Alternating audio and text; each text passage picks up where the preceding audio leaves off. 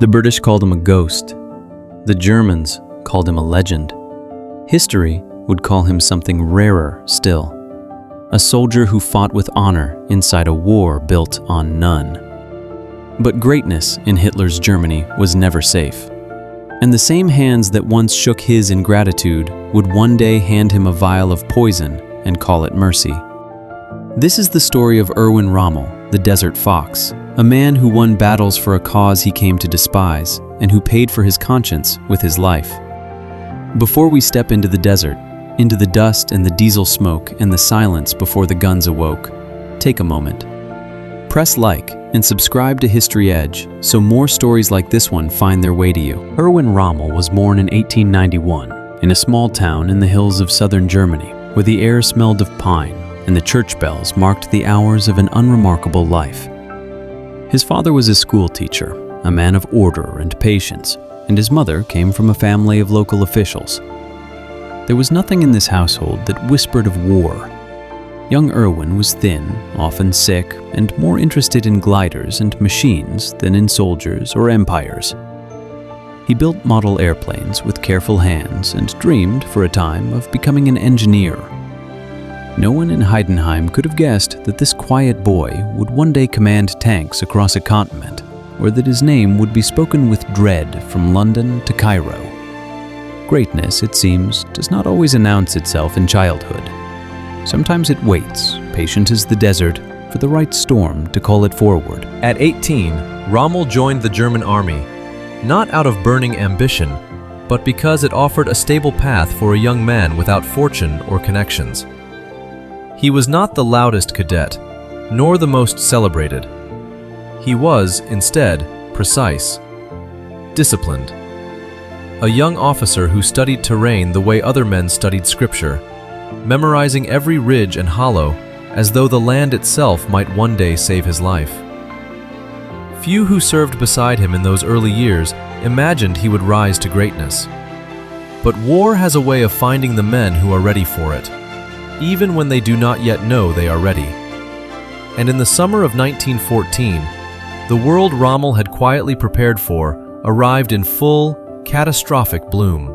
The First World War swallowed a generation whole, and Rommel was thrown into its jaws on the Western Front, then later into the mountains of Romania and Italy. He learned quickly that survival belonged not to the boldest men, but to the most observant ones. While others charged blindly into machine gun fire, Rommel studied gaps in enemy lines, moved his men through shadow and silence, and struck where the enemy least expected him. He was wounded more than once. He bled for ground that meant nothing on any map that mattered. But in the horror of that war, something in him sharpened, like a blade drawn again and again across stone.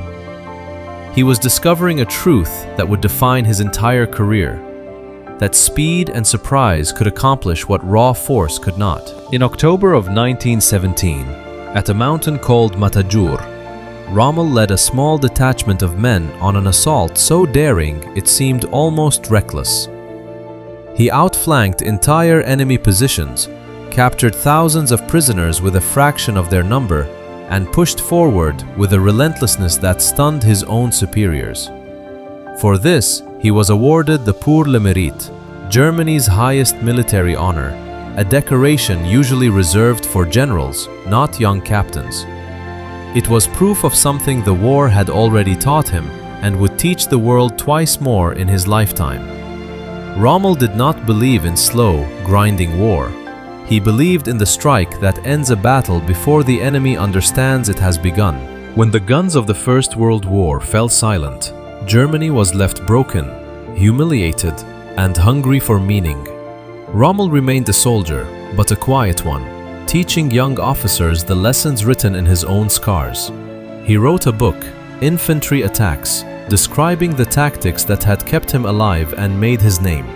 He could not have known that decades later, an enemy general in the deserts of Africa would carry that same book in his own vehicle, studying Rommel's mind before ever meeting him on the battlefield. History has a strange sense of irony. The teacher, without knowing it, was training the very instincts that would one day be turned against him. By the 1930s, A new and darker force had risen in Germany, one built on rage, humiliation, and the promise of restored glory.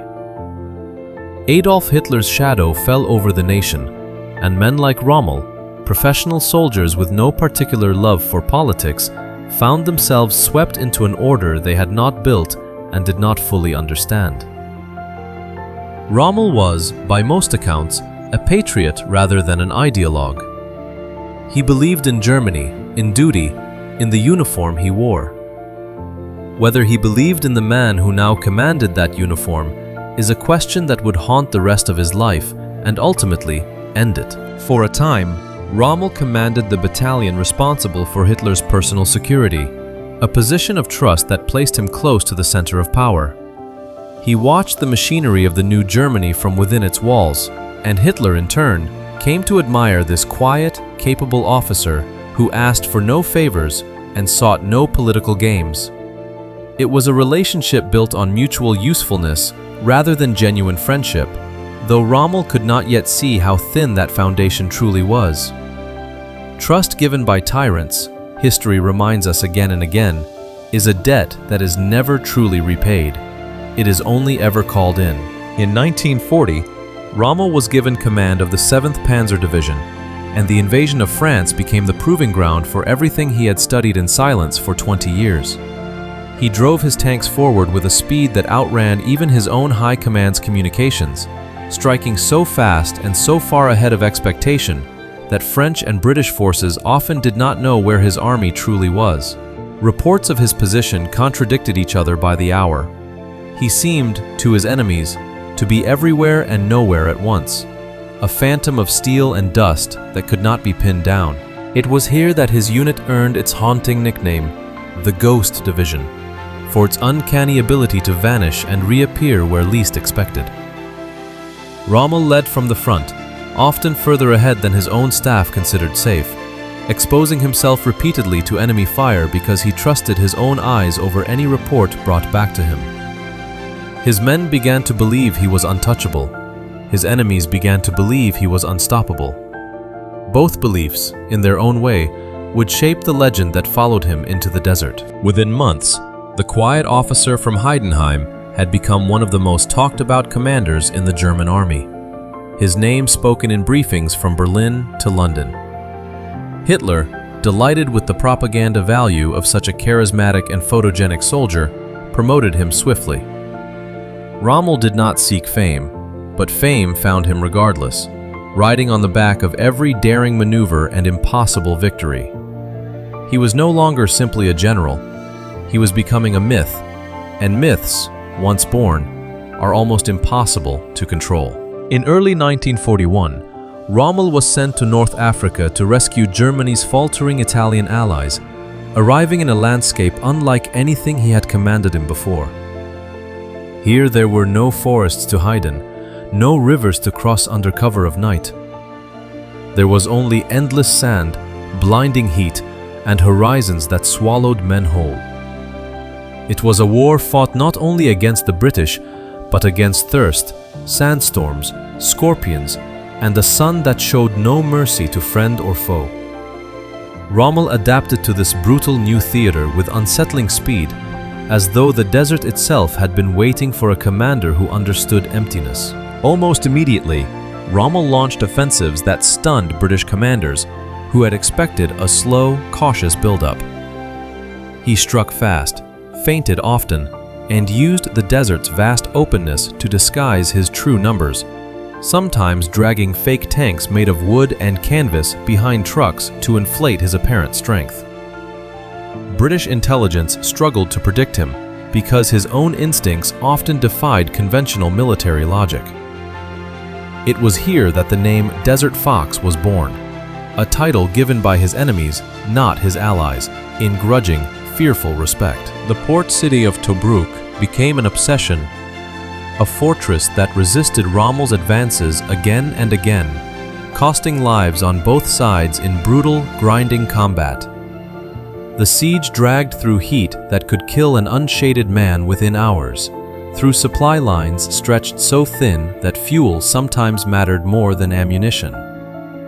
Rommel pushed his forces to their limits, driven by a belief that one final breakthrough would deliver all of North Africa into German hands. But Tobruk held, again and again, a stubborn wound that refused to close, testing not just his tactics, but the very limits of his endurance. And yet, amid the brutality of desert warfare, something rare emerged in Rommel's conduct. Unlike commanders on other fronts, he largely refused to execute prisoners or target civilians, and he openly criticized orders from Berlin that demanded such cruelty. Captured British soldiers later spoke of being treated with unexpected dignity under his command. It did not erase the horror of the war he served, but it set him apart, a soldier who fought fiercely, yet clung to a code of honor increasingly rare in a regime that had abandoned such codes entirely. Even Winston Churchill, addressing the British Parliament, spoke of Rommel with a reluctant admiration, calling him a great general despite the terrible cause he served. This respect, offered by the very enemy he fought, only deepened Rommel's fame and deepened, too, the quiet unease it created among Nazi leadership.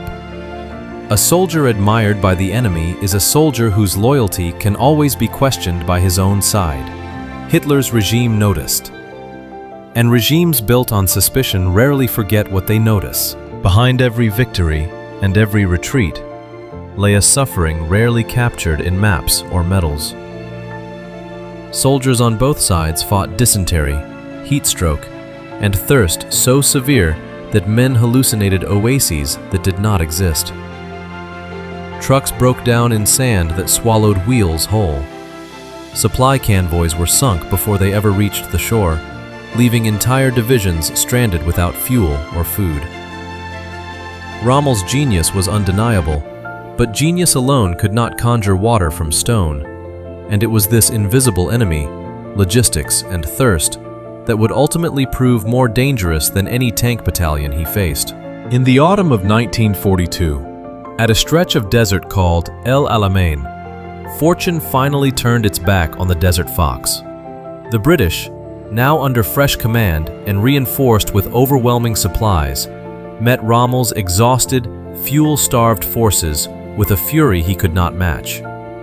For days the desert shook with artillery fire, and for the first time since his rise to fame, Rommel was forced to accept that victory was not simply a matter of will and audacity.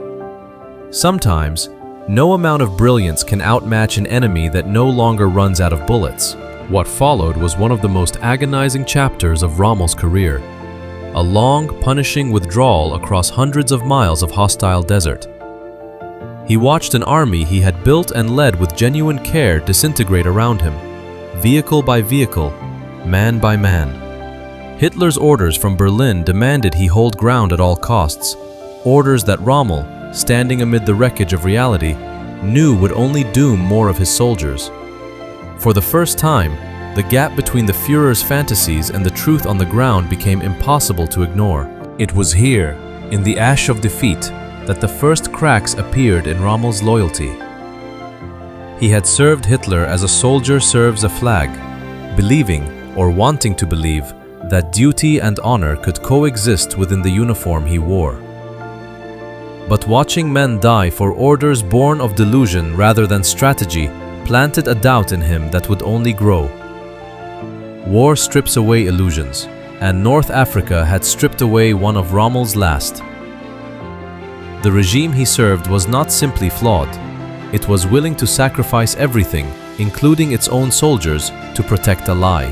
By early 1943, exhausted and gravely ill from the strain of years in the desert, Rommel was recalled to Germany even as his remaining forces in Africa fought on without him. The campaign collapsed within months, ending in the capture of nearly 250,000 Axis troops. Rommel had left before the final defeat, but he carried its weight regardless, the knowledge that men who had trusted him with their lives were now marched into captivity, or worse, while he recovered in a homeland increasingly unrecognizable to him. His next assignment placed him along the coast of France, tasked with fortifying Hitler's so-called Atlantic Wall against an Allied invasion that every serious strategist knew was coming. Rommel threw himself into the work with characteristic intensity, laying millions of mines, building obstacles along the beaches, and insisting that any invasion must be crushed within its first hours or not at all. He understood, perhaps better than anyone in the German command, that Germany no longer had the strength for a prolonged fight.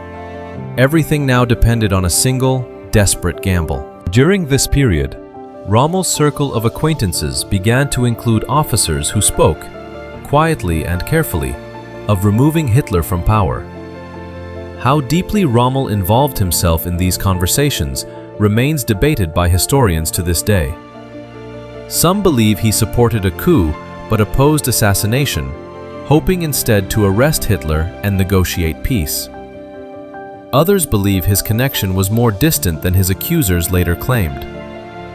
What is certain is that his name, once a source of pride for the regime, had begun to circulate in rooms where betrayal was being planned. On the 6th of June, 1944, Allied forces launched their invasion of Normandy, the very moment Rommel had spent months preparing to crush. But fate, cruel and indifferent, placed him far from the battlefield that day, traveling home to celebrate his wife's birthday, convinced that poor weather made an immediate invasion unlikely. He was wrong, and the absence would haunt him for the rest of his life. By the time he raced back to the front, the Allies had already secured their foothold, a foothold that would never again be surrendered. Weeks later, as Rommel traveled by car near the front lines, an Allied fighter plane strafed his vehicle, wounding him severely and ending his active role in the war at its most critical hour. He was carried from the wreckage barely alive, his skull fractured, his body broken.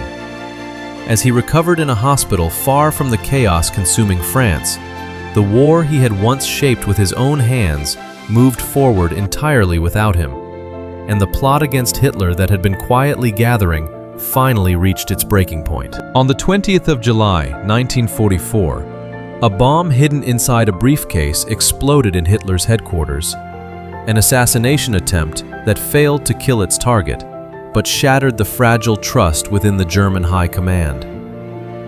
In the brutal purge that followed, hundreds of officers were arrested, tortured, and executed. Under interrogation, several conspirators mentioned Rommel's name, whether from genuine knowledge of his involvement or simple desperation to survive their own torment. It did not matter which was true. In a regime ruled by paranoia, suspicion was already a verdict. Hitler's inner circle faced a delicate problem. Rommel was too beloved, too legendary, both within Germany and among its enemies, to be publicly tried and executed like the other conspirators. Such a trial risked shattering the morale of a nation already crumbling under the weight of a losing war. And so, a different plan was devised, one dressed in the language of mercy, though it carried none within it. Two generals were sent to Rommel's home, not to arrest him, but to offer him a choice disguised as a courtesy. On the 14th of October, 1944, the two officers arrived at Rommel's house and asked to speak with him alone. What passed between them in that room was later reconstructed through testimony and memory rather than any surviving record, but the outcome remains beyond dispute. Rommel was told that he had been implicated in the plot against Hitler and that he now faced two paths. He could stand trial before the regime's brutal People's Court, a process that would end not only in his own execution, but in the persecution of his wife and teenage son. Or he could take a vial of poison and die instead as a hero, with a state funeral and a story crafted for the German public that concealed the truth entirely. There was no true choice in the room that day, only the illusion of one. Rommel understood, with the same clarity he had once used to read a battlefield, that his family's survival depended on his silence and his death. He said goodbye to his wife Lucy and to his son Manfred, with words that have echoed through history ever since, telling them quietly that in a quarter of an hour he would be dead. He climbed into the car waiting outside his home, and the officers who had come to deliver Hitler's judgment drove him a short distance away. Minutes later, Erwin Rommel was gone, killed not by an enemy's bullet on some distant battlefield, but by the poison of the very regime he had served with such devastating skill. The German public was told a different story entirely, that Rommel had died from complications related to his wartime injuries, a tragic but natural loss of a beloved commander. He was given a full state funeral, complete with military honors, a final and grotesque irony for a man executed in secret by the same government now mourning him in public. Hitler even sent a wreath, a gesture of respect for a man he had just ordered killed. Few in the crowd that day knew they were witnessing not a tribute, but a performance, staged to protect a lie the regime could not afford to let collapse. It would take years after the war's end for the full truth of Rommel's death to emerge, pieced together through testimony from those who had known the secret and finally felt safe enough to speak it.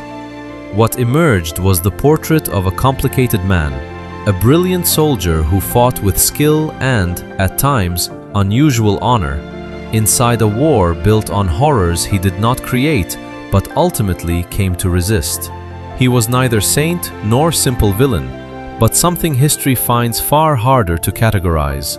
A man who served a monstrous cause with genuine talent, and who paid, in the end, with everything he had, for the small, dangerous act of doubting it.